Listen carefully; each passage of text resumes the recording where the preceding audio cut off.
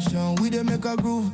Books and beats, we dey find the blend. I climb at the radio where the vibes never end. From class to the studio floor, ideas they rise, dreams they... Good afternoon, people. Welcome to Campus Vibes on AM Radio. My name is Roxanne. Campus Vibes is your go-to show for all the accurate stories that are circulating in Ghana and beyond. And today, there's a lot to share. So don't go anywhere. I'll be right back. Welcome to Accra Metropolitan University, a modern university driven by innovation and flexible learning. At Accra Met, we offer a friendly learning environment with study options designed around your life, online, in person, and weekend classes. Choose from an array of programs in business, law, education, sustainable governance, and more. From bachelor's and master's degrees to our PhD in leadership and sustainable governance. Take the next step in your future today. Apply now at akramet.edu.gh or call or WhatsApp 054-716-9761. Accra Metropolitan University, empowering minds, shaping futures. Welcome to Accra. You're listening to AM Radio, and this is the lifestyle segment. Today we are talking about personal hygiene. Now, before we move on, this conversation is not about shaming anybody. It is not about pointing fingers. It is about creating awareness, because not everyone grew up in environments where they were taught how to cater for themselves or they were modeled. You know, some people raised themselves. Some also learned by observing others, and some are still learning. So personal hygiene is not about class or wealth. It's not even about being better than someone. It is all about health, dignity, and self-care. Now, brushing your teeth regularly, bathing consistently, wearing new clothes, smelling good, keeping your nails neat and all, washing your hands properly. These are practices that protect our bodies and also shape how we show up in the world. You know, when you go somewhere and you are looking good, you smell good and all, it will boost your confidence. Yes. And then hygiene is a learned behavior. So if someone was never guided, corrected gently, or exposed to certain standards, the person ends up looking a mess. Sorry, but then that's what happens. They may not automatically know what is expected socially, and that doesn't make them careless. It simply means that they may need information instead of humiliation. So good hygiene supports physical health, mental confidence, social comfort, and professional presence. And for anyone listening who feels like they are still learning, that is okay. It's okay. You know, growth has no deadline. So if you are learning, it's a good thing. Keep it up. There are small and simple steps that anyone can start with. Keep hygiene products in accessible places and learn through trusted sources. When you tell them something, the whole world will hear it. Avoid such people. Find mature people and ask questions without shame. You know, self-improvement is not an insult to your past. It's actually an investment to your future. At the end of the day, personal hygiene is all about you. It's not about impressing others. That is why it's called personal hygiene. Emphasis on personal. It's all about you. So it's all about respecting yourself enough to take care of your body. And your body is the one place that you will live in forever. So take good care of it. We'll be right back.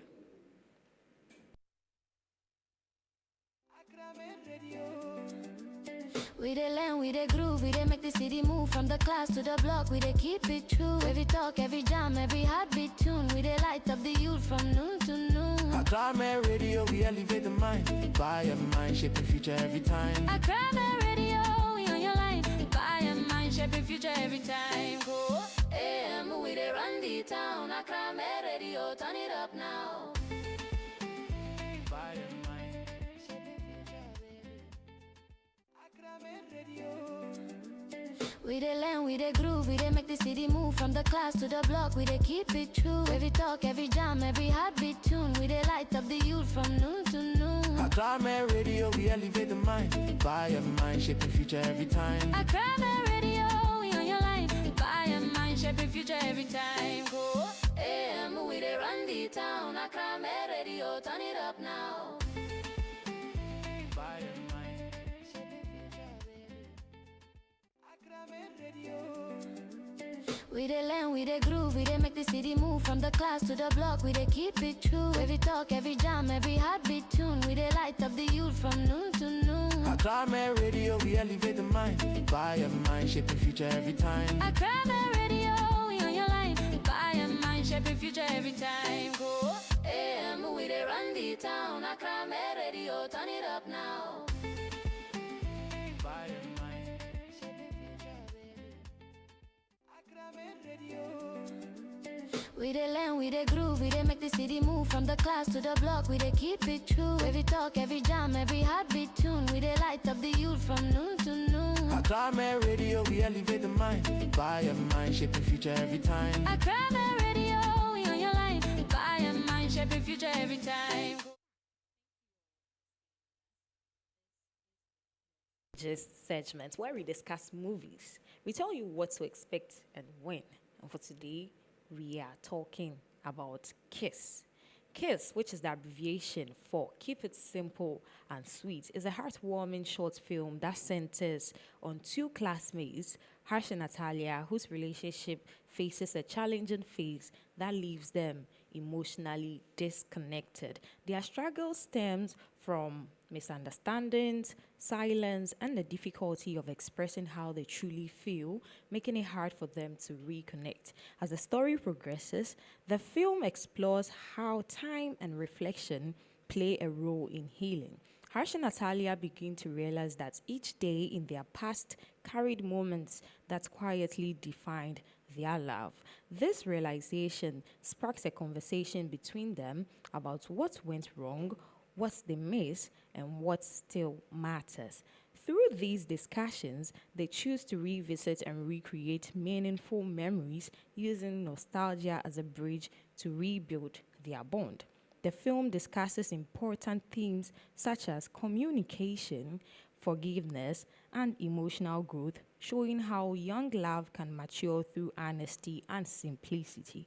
Through shared laughter, emotional moments, and sincere dialogue, Harsh and Natalia rediscover each other, learning that love does not always need complexity. KISS ultimately reminds us that meaningful relationships are sustained through simple actions, open conversations, and the courage to reconnect. Campus Vibes is proudly sponsored by Accra Metropolitan University. At Accra Met, knowledge is disciplined and skill is intentional because we believe that education should impress in practice just as much as it does on paper. The university is well equipped with the tools and environment students need to succeed. Enroll today and become part of tomorrow's future leaders. We are located at Spinkters, Bachona District. For more information, contact us on 0547 169 761 or visit our website at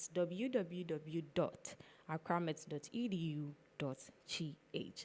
Accra Metropolitan University, empowering minds, shaping future. Coming up is the opinion feature segment. Stay tuned.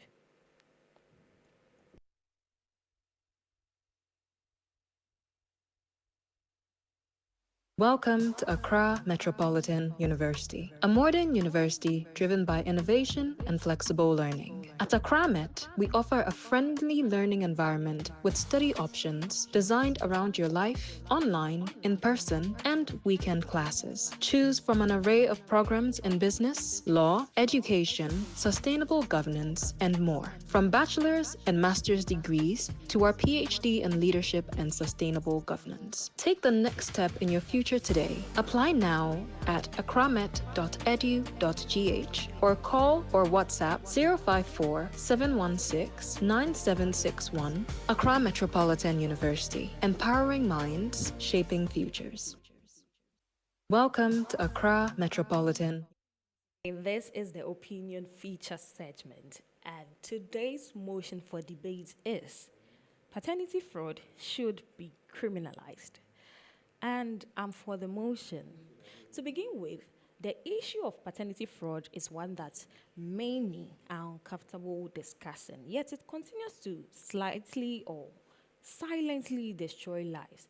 Recently, in a conversation about sponsoring a private member's bill to criminalize paternity fraud, a painful example was shared where a man in his 70s discovered that out of the 5 children he had raised all his life, only one was biologically his. Pause and think about that. No, just reflect on this. A lifetime of paying school fees, hospital bills, feeding, clothing, mentoring. A lifetime of standing proudly as a father at graduations, PTA meetings, and even weddings. A lifetime of building your identity around responsibility and sacrifice, only to find out decades later that the truth was deliberately hidden from you. This is not about controlling anyone's personal freedom. A woman has the right to her relationships. Okay, married or single, she has autonomy over her choices. And that is not a debate. The debate begins when a pregnant woman or pregnancy occurs at a time of uncertainty and a man is knowingly made to believe he is the biological father when that may not be true. At that point, it shifts from personal freedom to accountability. Responsible men are often targeted because they are stable, they are dependable, and willing to carry obligations. Meanwhile, the men who may have contributed biologically may not be ready to take responsibility. So the burden obviously falls on the responsible one. And in many cases, the responsible one carries that burden for life. Criminalizing intentional paternity fraud will not be about punishing women for past mistakes. It will be about addressing deliberate deception.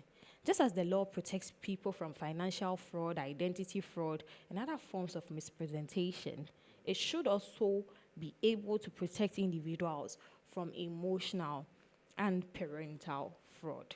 The emotional damage alone can be devastating. It's not a joke. The financial implications are enormous. You take care of a child from, let's say, from 0 months to 12 years. It's a big investment, and the psychological impact, that alone can shake a man's sense of self, his sense of trust and dignity. Justice must not be selective, okay? Equality must work both ways. If society genuinely believes in fairness, then fairness must protect innocent men as well. Holding people accountable for knowingly misrepresenting paternity will go a long way to restore balance. It will also promote honesty and protect responsible men from carrying burdens that were never truly theirs. This is not about gender wars. I'll say it again. This is not about gender wars. It is about truth. It is about responsibility. And above all, it is about fairness. However, my producer holds a contrary view. According to him, criminalizing paternity fraud could oversimplify a complex issue and harm innocent people. Now, he proceeded to say that conversations about paternity fraud are difficult and emotionally charged, but turning every case into a criminal matter is not necessarily the right solution. Before we create new laws that punish women for misrepresenting paternity, we must acknowledge that not all situations arise from intentional deception. Sometimes mistakes happen because of mismanagement and also human error, including in healthcare settings. Take the recent infant theft at the Mamprobi Polyclinic in Accra, where a newborn was taken from the postnatal ward by a woman posing as a nurse before being later rescued and reunited with his mother. While this was a clear criminal act, it also exposed vulnerabilities in hospital and hospital procedures that allowed someone to enter a restricted area and remove a child without proper verification. What if, in a scenario like this, another baby was mistakenly swapped or misidentified? What if a parent later learns that the child they were given was not in fact their own? Issues like these show that errors, negligence, and systemic weaknesses can sometimes lead to paternity confusion that is not rooted in intentional fraud at all. Now, he also said medical mismanagement, lack of strict identification protocols, and human error can all contribute to situations where paternity becomes unclear. Moreover, criminal law is not designed to handle the many nuances of family, relationships, and also proving intentional deception beyond reasonable doubt can be difficult. We must also consider the impact on children. They are the most vulnerable parties, and legal punishments against a mother could create instability for a child who has already been emotionally affected by uncertainty and scrutiny. Justice that Justice that inadvertently harms children should give us pause. Now, he concluded by saying that fairness means protecting all parties, men, women, and children alike, and recognizing that accountability and support do not always require criminal penalties. Before we criminalize paternity issues, let us fix the systems that allow confusion to thrive. My people, you've heard it all. What do you also think about the motion before the House? Let us know in the comment section. Up next is E-Vibe and N-Vibe. We'll be right back.